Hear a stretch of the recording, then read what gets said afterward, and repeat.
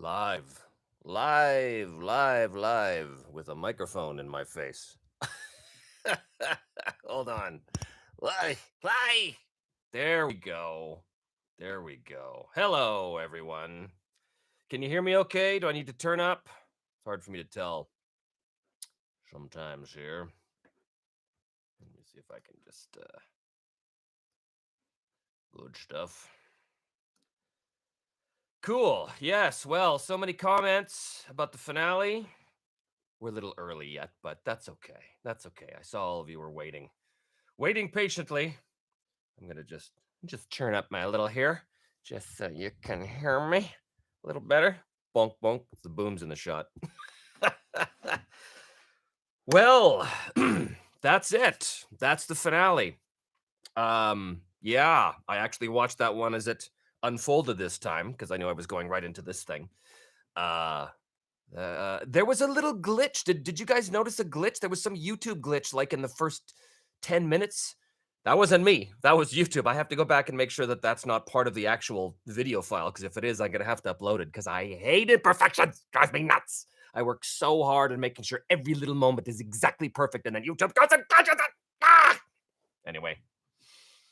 Hello. Look at all this. Wow. Throwing hats and bravos and great finales. And well, this is really cool for me right now to be able to actually talk to you right after you've just seen the episode. And of course, it's finale. This is really cool. This is kind of what I wanted to have happen. So, first of all, thank you all so much. Thank you for watching. Thank you for being patrons. Um, and and thanks for sticking through 18 episodes of this wild ride. So many questions, so many good stuff. Um, this is great. This is very touching. Thank you. So, let's see. Philippe, you have a question. I'm very curious to know when the story with Veslidi and the dragon eggs came into being. What a question. I'll tell you. It happened. I was in the bathtub. like, I don't remember what episode it was. It was fairly recently. I want to say around episode 13 or 14 when I was just kind of thinking about the story, thinking about what was happening, thinking about all this stuff. And all of a sudden it just came to me. Oh my God, of course that's the reason. Because I didn't know. I didn't know what the reason for the feud was. I had no idea why the dragon was going after Arn's whole line, but it suddenly hit me. Of course, it's the simplest thing ever. Veslidi he killed her babies. He killed her children, and she's the last dragon. So of course she's gonna try and do the same to Veslidi's children. I was like, of course, it's so simple. I was waiting for some really complicated thing to come up, but it didn't. It is so simple. And I think it worked. It was a total surprise to me when that 91 roll happened, when there was even a chance, because I thought once the dragon threw the spear away, I thought, uh-oh, Valgalos is back up to an epic foe, and he's at 0 health, and she has the initiative, and he's screwed.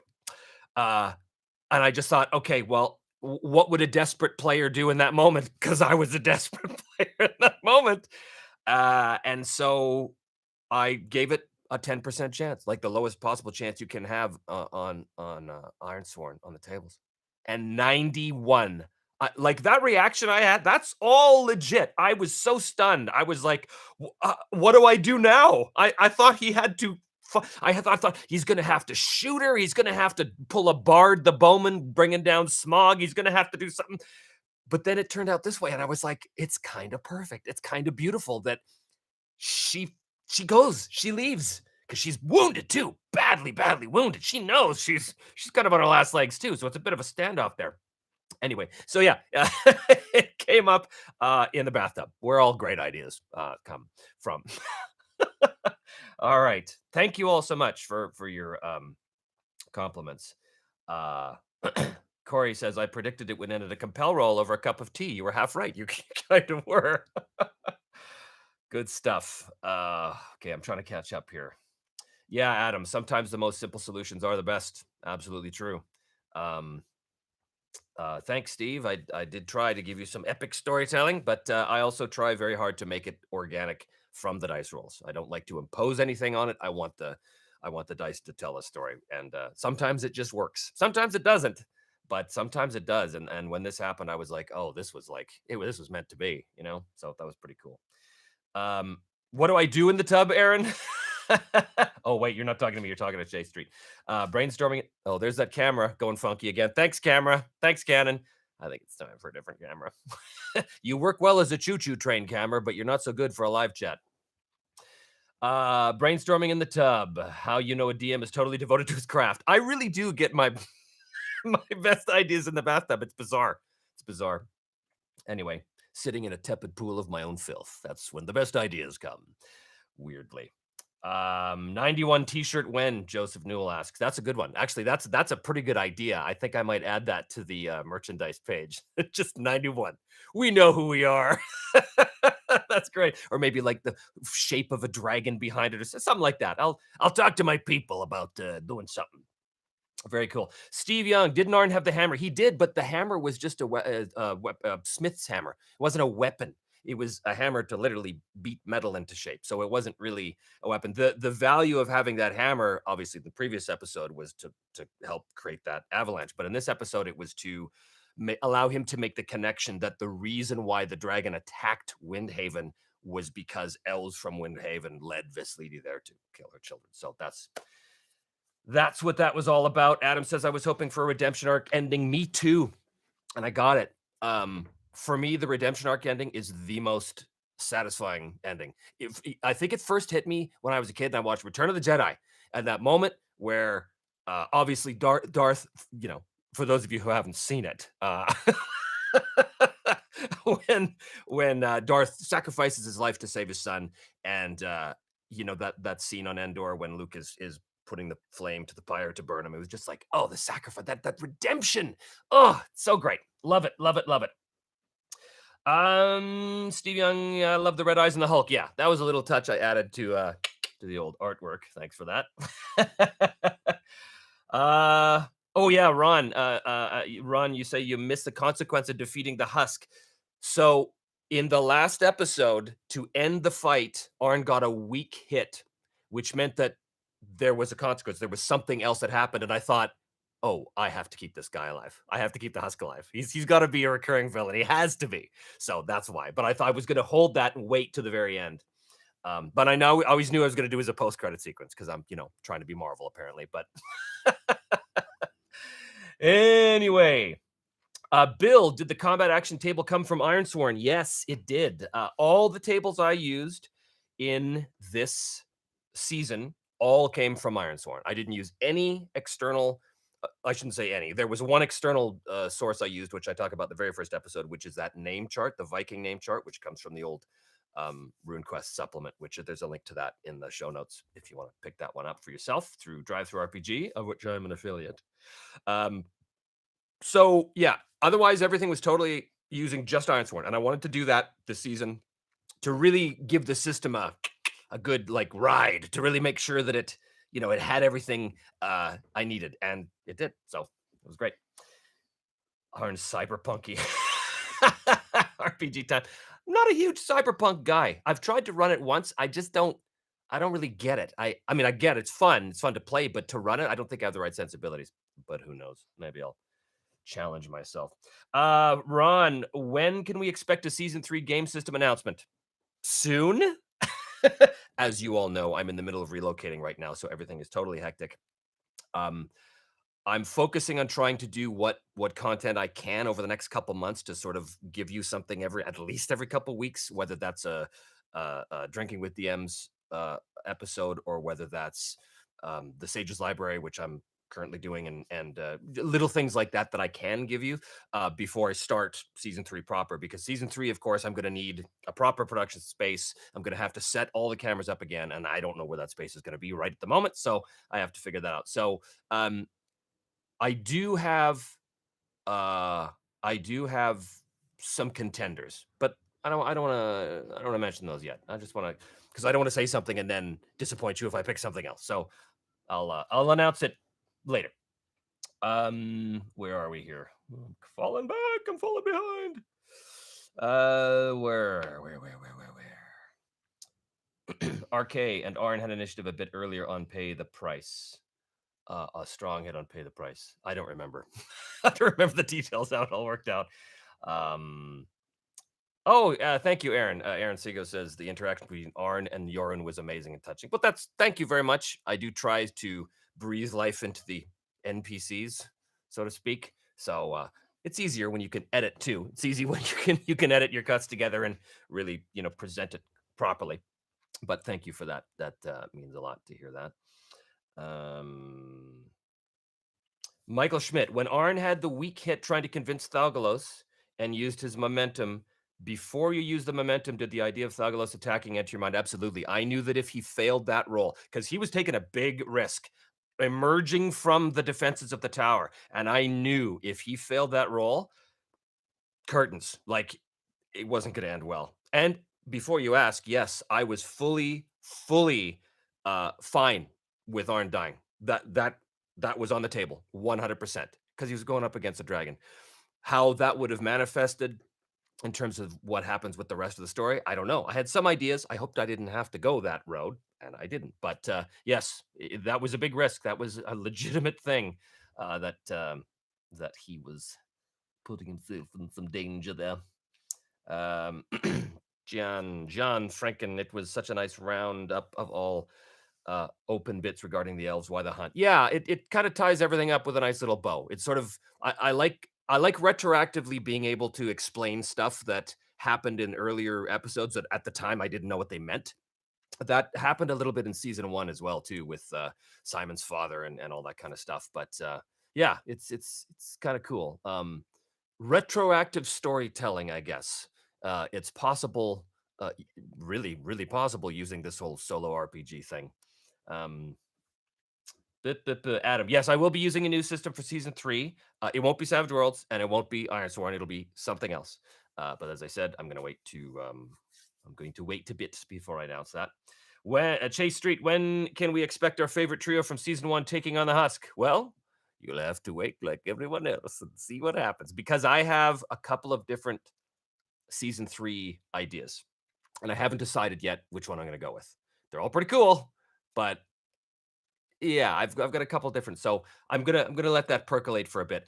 After season 1, I had to take a big hiatus because it was exhausting. It is still exhausting having done this, but I can't take the big hiatus mostly because you guys are patrons and you're paying me to produce stuff, and I intend to make good on that. But I know I'm gonna need some time to sort of recuperate a little bit before we go into season 3. So it will be a little bit. Team Husk, says Mel Riffy. Team Husk. Well, maybe we'll see. Yeah. Aaron says him leaving after finding himself and fulfilling his duty as he wanted, but not as expected. Chef's kiss. Yes, it was again. Weirdly, I can't take credit for that because it was just something that kind of emerged from the dice rolls. And yeah, I put together the story pieces for sure, but it really just I just try and let the dice tell the story, man. Let the dice tell the story, man. Mel Riffy, nice gift, Yankee T-shirt. Oh, thank you. Yes, for those you can't see, that's the gift. That's the cover of the old Fiend Folio from the first edition of AD&D back in the day. Where are we here? Oh, sorry guys, I'm falling behind. What is the Wolf Shield Games? What is the Husk's motivation as originally it was recovery of the spear? Has that changed? I don't want to say anything about that because I have an idea about that too. But that will come up. That will come up. Yes, Ethan Robles says I'm going to miss Ironsworn, but I'm stoked for a new system for season 3. I'm going to miss Ironsworn too. I think I've said this before that it took me a long time to really kind of grok it, to like figure it out, like because it was awkward for me because the whole powered by the apocalypse engine is odd for me because the traditional gamer thing is the DM and the player, and NPCs make their own rules against the player, whereas this, everything's player facing. The players make all the rules, and that kind of twisted my brain into knots for a little while. It took me a while to get it, but I think once I finally did get it, I kind of relaxed a little bit because it became a lot more fun, actually, the game for me in later episodes because I was really internalizing the systems just in time to walk away from the system. So there you go. Yes, Aaron, the F is for Family poster in the background. That's a show I am on. Where are we? Where are we? I should look at the other webpage here on Patreon to see if I'm missing anything here. Amazing finale. Thank you. Yeah, 91 t-shirts. I think that's... Oh, Eric Downing says, would love to see you run a solo One Ring. However, I would wait for the second edition. One Ring for Sean and Matt's solo rules. Yeah, that's a possibility. And I would definitely use Sean's stuff of his solo rules for it, definitely. But obviously that game doesn't come out till September, I think. And I'm hoping to be well into season 3 by that point. So that'll have to probably wait. Or maybe not. I mean, it's possible I might have time to do something concurrent. We'll see. We'll see how it works. But that is also kind of what I'm thinking, yeah. Okie dokie. Okie dokie. I'm going so blind. Where are we?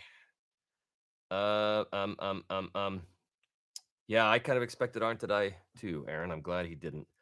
And then Michael Schmidt, you have a theory here about the husk. Well, I will let you ruminate on whatever theory you like without confirming nor denying the possibilities.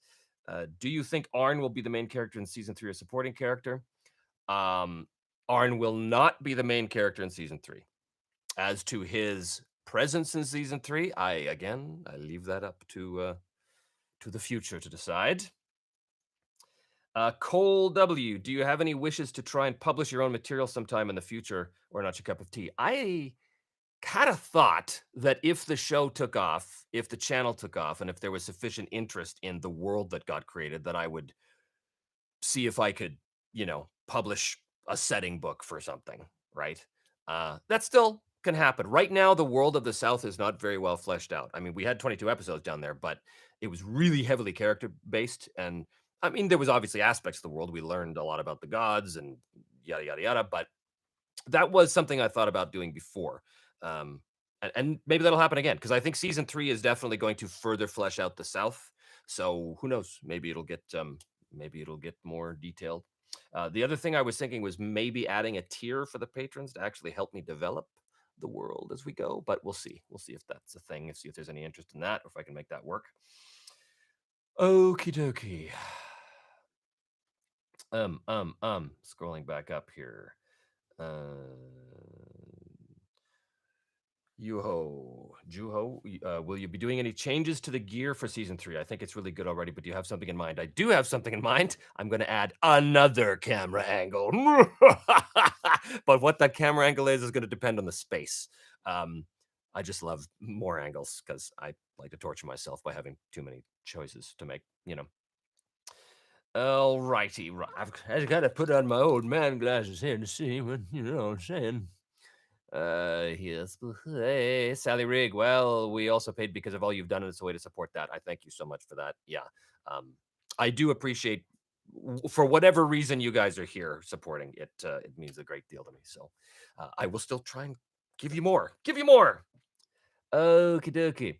Have you RPG time? Have you used the mythic decks rather than rolling the charts? No, I'm not really a deck guy. I'm not really a card guy. I prefer dice. It's just a personal preference. The initiative deck for Savage Worlds works great, but I don't know. There's something aesthetically about the dice over the card decks that works better for me. But I'm sure they work just as good. Are we going to see a female PC or companion who's not an evil ghost? Presumably with short hair. Possibly. All of the NPCs that get generated in these games are totally random. So it just so happens that there's 3 dudes, but there's nothing stopping it from being a woman in the future. Somebody besides a evil ghost. Michael Schmidt says you should have an alternate version of the post-credit sequence where the husk makes a speech and then the spear lands in the snow beside him. I kind of thought about that, but I didn't want the post-credit scene to be... I didn't want it to get too complicated. But I did think about something like that, and I thought that would be cool. How would I do that? And although your suggestion was really good, that would have probably worked fine. So where were you last week? Oh, you know what? RPG time. Am I drunk or is Trevor out of focus? I could be out of focus. This camera, really got to get a different camera for this, because this camera has a very slow autofocus. I normally never use autofocuses with these cameras because it's a fixed focal length when they're just recording me at the table when I'm doing the game. But here, it's a different thing. So it's doing lots of this and it's trying to keep me in focus. And sometimes it fails. So you're not drunk. Well, you might be drunk. I don't know if you're drunk. But if you are, you're still seeing double because of the camera, not because of your booze. Star Golem, do you have any long-lived campaign worlds? Yes. Yes, you mean like ones I've created for myself? Yeah, I did a world called Talagad, which is sort of a Viking-ish world. My own worlds. Yeah, I honestly I spent more time in Warhammer's Empire probably than any other game world, or Harn. Harn was the other one, but those are not mine, obviously. Philippe, are you willing to use Ironsworn for group play or not so much? Willing to. Yeah, I wouldn't mind trying it out. I don't know how well I'd be as a GM for Ironsworn for people. A lot of Powered by the Apocalypse games are, um, obviously the GM rolls no dice, and it's weird. I may have talked about this on one of the Drinking with DMs episodes. I like rolling dice. So when a game says the GM doesn't have to roll dice, I think, no, I want to roll dice. So to run a game like Dungeon World, which I have done, and it's super fun, but I kind of feel like, what do I do with my hands? I can't roll the dice, So I don't know how good I'd be. We'll see. I'd be willing to try it though. RK, any plans for one shot with guests mid seasons? Yes, I do have a number of things in the pipe, coming down the pipe. And I'll reveal that as we get closer to it. Aaron Sego, yes, I'm a million characters on F is for Family. A bunch of them. But I didn't want to talk about F is for Family now. I want to talk about this channel and this show and all of you. Mel Riff, is it Riff or Riffy? Well, it's Mel. I know it's Mel. Powered by the Apocalypse is a brain twist for me as well. I tried to grok Dungeon World. It took me a while. For Dungeon World, there's a document out there, and I can't remember what it's called, but it's basically a side document written by a fan, I think, that basically says, okay, for those of you who are having a hard time with Dungeon World, here's how it works. And it's very short. I think it's like a 15-page thing or something. But that document just made me go, oh, I get this now. Or actually, if you guys have ever read the blog post, the 16 hit point dragon, I love that post. It talks about how a dragon in Dungeon World only has 16 hit points. What? But when you read the post, you realize that using the tools of Dungeon World, you can make that 16 hit point dragon unstoppable. Check it out. Oh, where are we here? Martionize, not sure how to say that. Are you looking forward to Starforge Kickstarter starting tomorrow, Ironsworn in Space? Sure. I'm not a big sci-fi guy. Sci-fi guy. I've run it sometimes. I've played it sometimes, but my heart is always in fantasy. So I'm sure I'll look at it, and I wouldn't even mind like running a little separate thing. That would be fun. Maybe even making it part of the channel. We'll see. I see a lot of you are very excited about Starforge, which is great. Anything you do to help support Sean is good. He's a heck of a designer. I was so honored that he helped me design Arn at the beginning of all of this. I mean, you can't get better than that. The creator of the game actually helping you stat up your character. That was pretty great. Michael Schmidt, it would be cool eventually to hire someone to make a professional map of your game world. Yeah, in season 1, my friend Ross, who was a guest on Drinking with DMs, my last guest, he did the map that I use to sort of chart Simon's progress through those lands. He's really good at maps. And my friend Ian as well, who I think I'm going to have him on as a guest as well. He's a very interesting guy. Just incredible maps. So I'll probably talk to them about that at some point once I have something to map, because right now there's not a lot. The Adam says that would be an awesome perk. The map? Is that what you're talking about, Adam? If so, sure.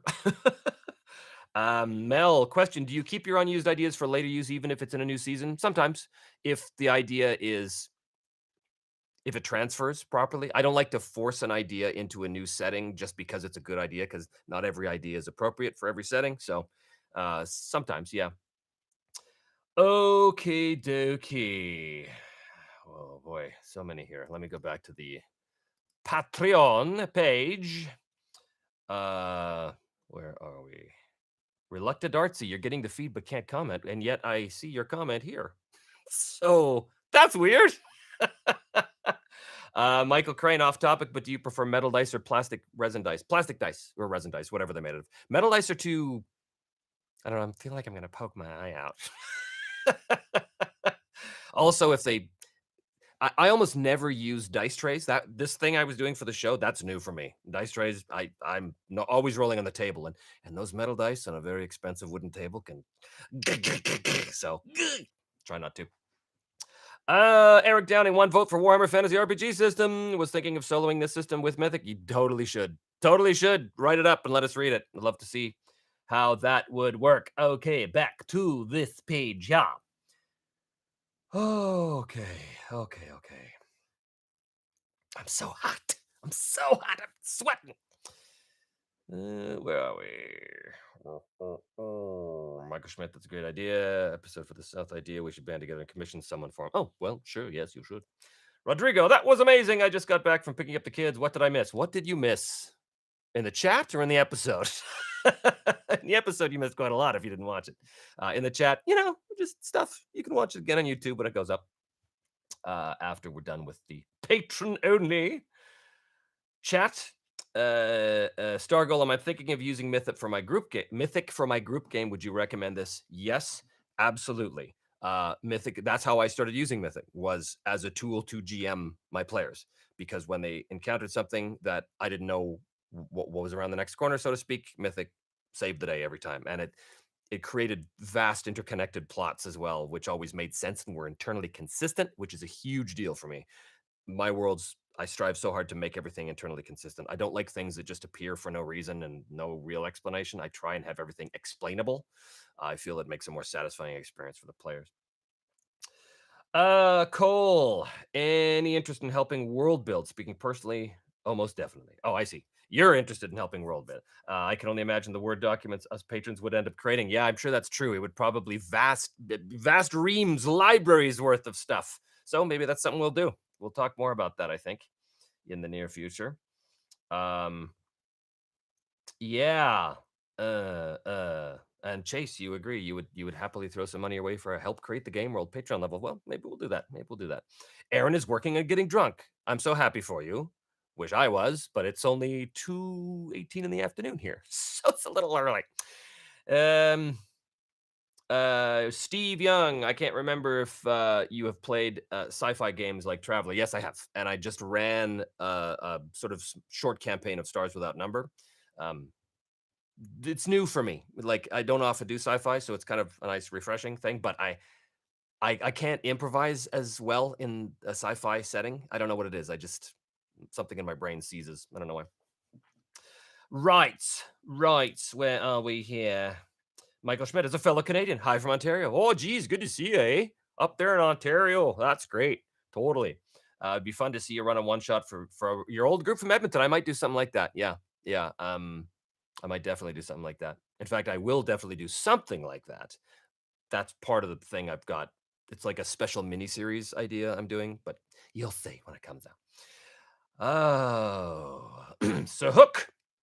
It's a name I haven't seen before, I don't think. Hi, Trevor. Thanks for a great season. Question: have you ever used any of the other products of Word Mill games, like the Adventure Location Crafter? Yes, I have them. I haven't had a chance to really dive into them too far, but they look pretty cool, pretty useful. It's a great company. Tana Pigeon does fantastic work, so I heartily recommend you purchase the products, and I heartily recommend you do it from the Drive Through RPG links below. Okay. Shilling for myself. Mel Riff, last name rhymes with strife. So Mel Rife. There you are. Good. Oh, now I've lost my place again. Bill, was there any training or discovery that dramatically changed how you play / GM, or have you improved more organically, or were you always this much fun? I was, like everybody, a terrible GM when I started, when I was young. We all were. It's a skill that takes a lot of practice to get good at. I've been doing this for like 40 years, so a lot of this stuff is very much ingrained in me. But certainly I would say that some of the here's a tip that I don't think I've ever given before. Um, increase your vocabulary. Um, I love to use different words to describe things. because it lends a sense of I don't know. I like very specific words as opposed to, the room is big, right? Well, the room is gargantuan, or the room is cavernous, or whatever. So that's my little tip for you GMs out there. Improve your vocabulary, buy a thesaurus, and read a lot. I read a ton as a kid, and that's where I gained so much of my current vernacular, including the word vernacular. Where are we here? Aaron, yes, I am Canadian. I'm also American. I just got my American citizenship actually a few weeks ago, so now I'm double. I'm Canadian and American. Um, living you live in Europe now, but we're originally from the Pacific Northwest and spent a decade in Alberta. I grew up in Edmonton. That was my hometown.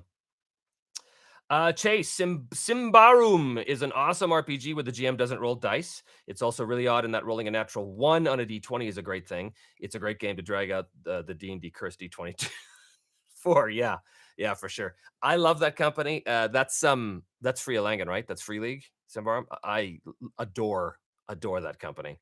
I think the products are just beautiful and the system's really cool. Uh, RPG time. What RPG that we have likely never heard of would you recommend we try?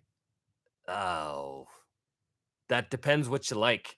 As I've said before, contrary to what you may have seen in this show, I'm actually a really super heavy crunchy rules guy. But only if everybody at the table understands. So Harnmaster 3, for example, with house rules is my favorite game of all time. But if you've never seen Harnmaster and you looked at the rules, you'd go, what is this? Somebody's accounting worksheets? Like, because that's what I thought when I first saw it. But I love it, love it, love it, love it. But sure, I'll throw that one out there if you've never heard of Harnmaster. They're a great company. They're an old company, small company, um, but the world of Harn is just so fabulously detailed. It's just wonderful. Very low magic, typically, though. So maybe some people aren't into that. Okay, Mel Riffy, the Mrs. Waves High. Hello, Mrs. We're celebrating our 30th wedding anniversary today, and everybody's welcome to the party. Well, I give you two a large applause then, as I'm sure everyone else does. That's awesome. Oh, and there they are. Congrats. So I'm late to the party, Mel, because I'm scrolling. Okie dokie. Where are we here? Let me go back to the Patreon. How are we doing for time here? 2:23. Anything over here? Anything over here? Eric Downing, what is your approach to Sage's library? Will you start by discussing older games first, for example, or you randomly just grab and discuss? I'm going to randomly just grab and discuss is the plan. My library, my actual physical library is all packed up now for the relocation, so I can't do that. But I've pulled at random a couple of games that I love to keep handy for, wherever I wind up, whatever particular location I wind up at. So it won't really be super random because I've already picked out like the 3 or 4 ones I want to talk about. But in the future, once the library is reconstructed in all of its glory, then yes, it'll be just like this one, bang. Oh well, I remember about this one, and then we'll talk about this one. So that's that one. I'm looking forward to that one too. And I hope I can get you something soon on that. Wow, lots of people here, lots of questions, which is great. I gain new subscribers every day, a handful, which is nice. And there's a lot of you that have said very kind things in the comments as well about, it's someone today I think said this channel is criminally underwatched, and I'm like, oh, that's very nice. I don't think that the channel is going to explode because it's such a niche thing, but I also try and make the channel accessible to people who, it's not just for people who play solo RPGs. I'm also crafting a show here. I'm trying to make it interesting for those who maybe don't do that.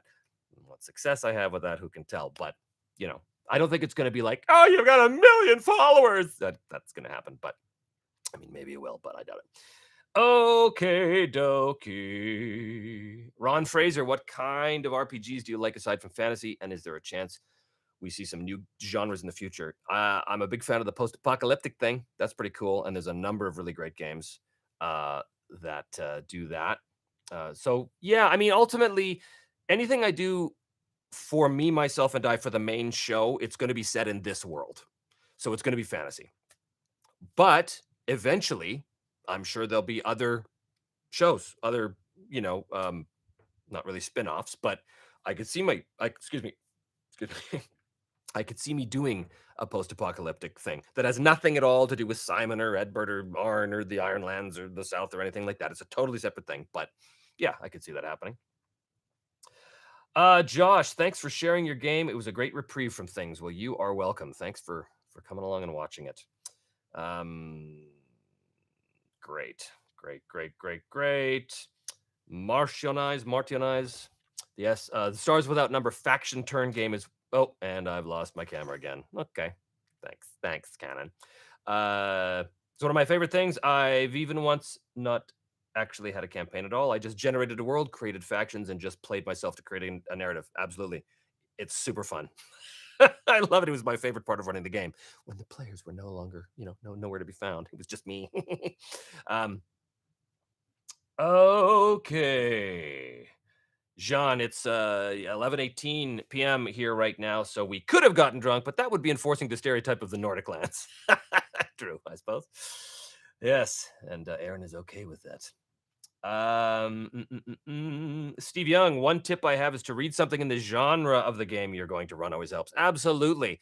That always inspires me. When I was running my first Hardmaster campaign, I was reading for the first time. Maybe it wasn't the first time, but whatever. I was currently reading the Game of Thrones books, the Song of Ice and Fire books, and that had a huge impact on the feel of the game. My Hardmaster game was basically like a version of Game of Thrones in terms of its atmosphere. So yeah, read stuff currently in the genre that you're running. It's great. Okay. John, you could do an unboxing video of your games. I kind of will, yeah. I'm not exactly sure how I'm gonna handle visually the Sages Library yet, but there'll be all kinds of cool stuff like that. I want to keep it kind of casual. I don't want to make it like a very formal review where there's a lot of people out there that do the reviews much better than I do, and I'm just more interested in just getting excited about the games and maybe sharing a few stories about some of the stuff that happened in the game with this particular system or whatever. So we'll keep it cash, super cash. Michael Schmidt, do you remember your first tabletop RPG character? If yes, would you tell us about them? Yeah, I think I've mentioned this before. I was a paladin in AD&D back in 1979 named Black Jay. And yes, Black Jay was an NPC in the village of Hamlet who was not a paladin. He was some forester, but I didn't know what to name the character. And my GM randomly flipped to a page and said, "What about Black Jay?" Because we were like 9 years old.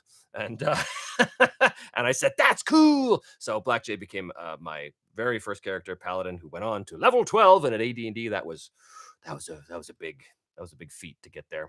Although I'm pretty sure we skipped a bunch of levels because that's what we did too when you were kids back then.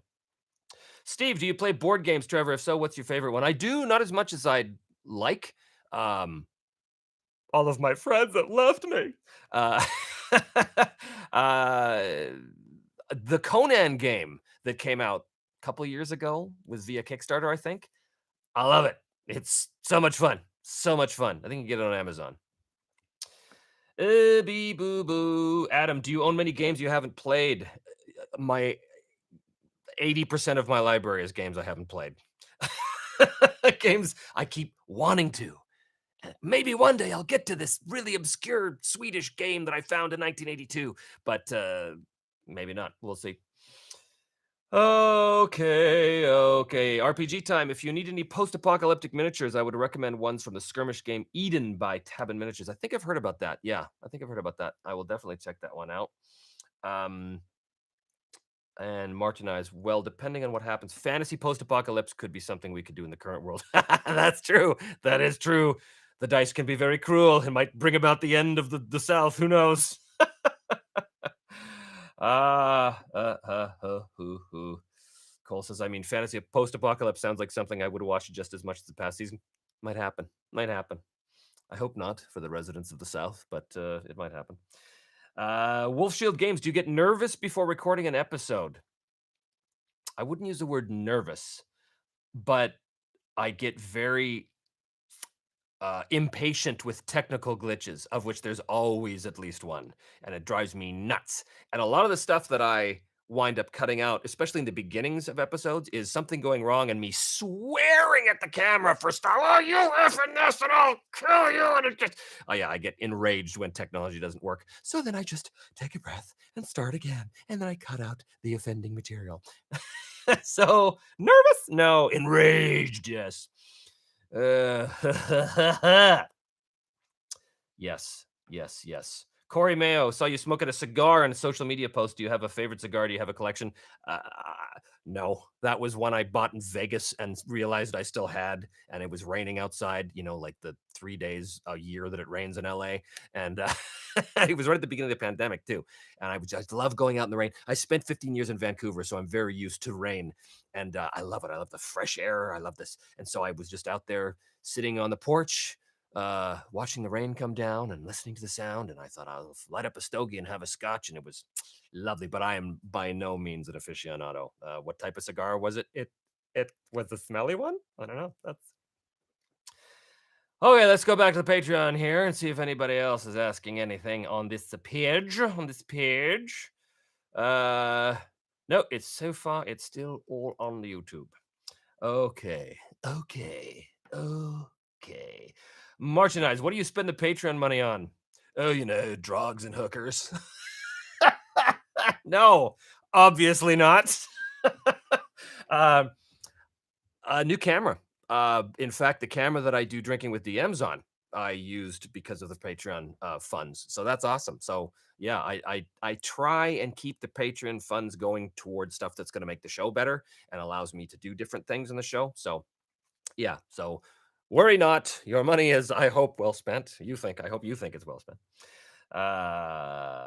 Yee, hoo, ha, hoo.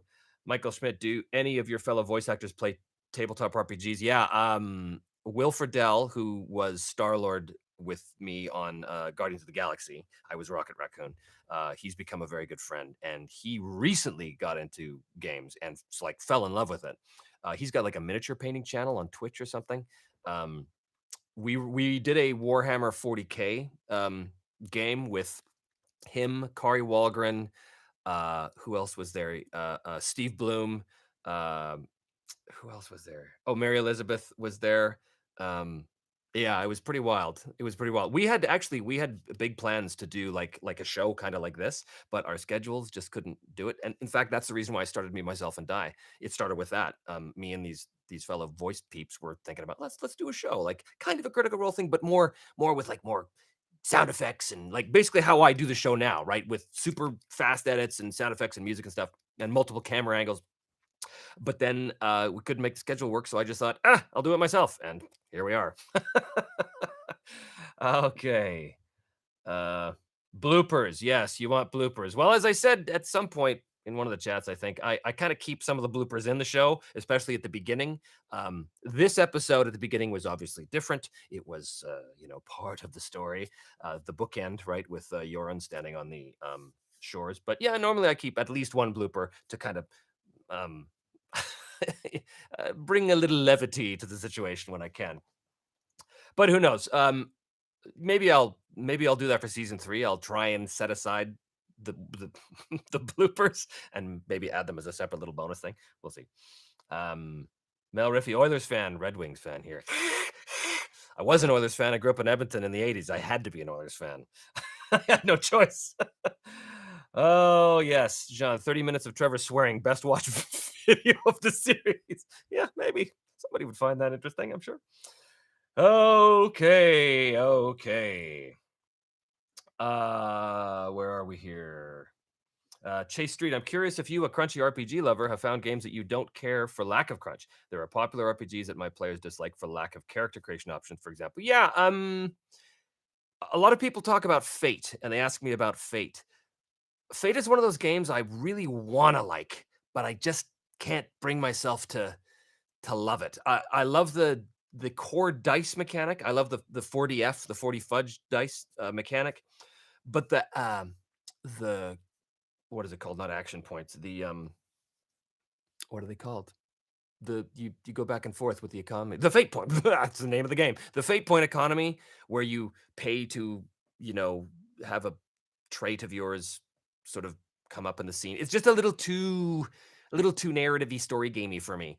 And the rules, I mean, very ungraciously, you could say the rules sort of make all characters kind of all the same because everything's either +2 or -2. I don't really strongly feel that way. I mean, I'd try it again. Like, I'll play anything. I'll play anything. I don't like to. There's no game that I hate. There's no game that I think is terrible, useless. Okay, okay. Sir Hook. Yeah, bloopers would be fun. Stoneboat the Crossbow from season 1 still cracks me up. Kind of cracks me up too. That's an example of a blooper that I just said, okay, I'm not going to fix this. I'm just going to highlight it right now with the word Stoneboat the Crossbow and the sound of children cheering behind it, right in the middle of a fight. Why not? But it seems to work. Oh, here's a good thing. RPG time. Any tips for voicing NPCs? I feel I always do the same voice. You know, I was thinking about doing a little course for GMs in terms of how to build better NPCs and how to portray them. It wouldn't really be an acting course because it's not your job to be an actor. But I was just thinking, all the tools that I've used over the years are very close to the tools that I use when I do animation in many ways. And I thought, I bet you there's a bridge there. I bet you that some of this information, if I could compile it correctly, would be of value to GMs out there like you who are trying to figure out how to do, better character voices or whatever. So I might do that if there's interest. Again, keep it small, but we'll see. We shall see. Ha who. Okay. Besides hardcover, do you use any online tools or generators? Not normally, just because I'm a dead tree guy. I like to have a book at the table. Um, Screens at the table. Like, if we're talking like actual human beings around a table, like existed in the before time. Yeah, I prefer books. PDFs are very useful. But at the table, I just prefer a book. Call me old school. I don't know. Burning Wheel, I think, has one of my favorite character creators. Yeah, for sure. But also good grief at the actual game. And Shadowrun, gosh, I love the world of Shadowrun, but I'm never playing that. It's interesting. I hate the world of Shadowrun, but I don't mind the system. Yeah, Burning Wheel. I'm playing in a game right now that my friend Jared is running, and I'm very pleased to be diving back in to try and wrestle this beast to make it work. I hope it does this time. Okay. Okay. Where are we here? Oh, I'm so exhausted. I've had a headache all morning. All morning. And I've got 13 notifications from Patreon. I'm trying to keep up, guys. Alexandru, hey man, did you ever try to play a published campaign solo? How would you do it? I've never done that. There are people out there who do solo versions of published campaigns. I don't actually know anything about it. Some of the other channels that do solo stuff, who are they? Who are they? The lady with the hands. Who is that? I'm pretty sure that she goes into that. And then who else does stuff? Well, anyway, the point is that there's other creators out there that on YouTube that I think have dived into that. I should probably watch them because I'd be really curious to see how that works. Maybe I'll put that on the old to-do list. Very interesting. Okay. Eric Downing, have you mapped out this current world at all, or will you keep it random as you play? Would love to see this produced and used in solo setting. I will create it as I go, but I already have a map of the areas that Simon went through. They're not hugely fleshed out, but it was that map. I think I mentioned this before. It was the map I used in episode 19 of season 1 that retraces his steps. So I have that map. I would love to add to that as we go, which I will do, and maybe eventually it'll get published as some setting as I originally thought. Who can say? Okay. Oh boy. Oh boy. Yeah, see, now I can't read fast enough with just my eyes. I need to put on my glasses. Yes. Well, it looks like there's a lot of interest in a course on portraying NPCs. Well, maybe we'll do it. Maybe we will do it. Aaron says, 100% studied your accent for Arn during season 1. Oh, I'm sorry to hear that. And used my best failure of it at a game I run. I've said before that Arn's accent exists nowhere on Earth. It's just a weird hybrid Scandinavian, Northern European somewhere. the closest thing to it is basically I'm ripping off Skyrim. Okay. Okay. So many comments. Um, Wolf Shield Games, you said earlier about trying to line people up for a series, but couldn't make the schedule work, right? With the voice people. So you did the solo play yourself. Had you any experience of solo RPG play prior to this? No, I had not. I had used Mythic as a tool to DM my players, but I'd never done. I shouldn't say never. And I think I've talked about this before. I always forget, so I'm sure I'm repeating myself a million times. So my apologies for that. Um, I was part of a group on a forum that was doing basically a version of Thieves World. And for those of you who don't know, Thieves World was an old fantasy series that took place in the city, basically. This kind of sword and sorcery kind of city, like a Lankmar kind of city, right? Um, and the idea was in Thieves World is that each author had a character, and as they wrote their character, the world got a little more developed. And other authors would come in and add to that with their character. And sometimes those characters would interact. And there was a couple rules, like you couldn't kill someone else's character. You couldn't do this, you couldn't do that. You couldn't unmake, what another person had contributed to the world. You could futz with it, but you couldn't unmake it. Stuff like that. So we decided to do that ourselves using Mythic and using whatever system we were using. So I was using Savage Worlds in Mythic, and we would write in prose and then upload the prose to the blog. And you could see um, the whole story of this world coming together. It was super cool. But that was the only time I ever did a solo game. It was for the purposes of writing the prose version of it, which was also interesting because I wrote in the first person present perspective. Which was really cool because it wasn't Joe the barbarian climbed up the side of the wall. It was, I see this wall and I got to get over it. I decide I'm going to do this. I strain my muscles as I pull myself over the edge, like that kind of stuff. It was cool. It was really neat. Anyway, I could just go on and on. All right.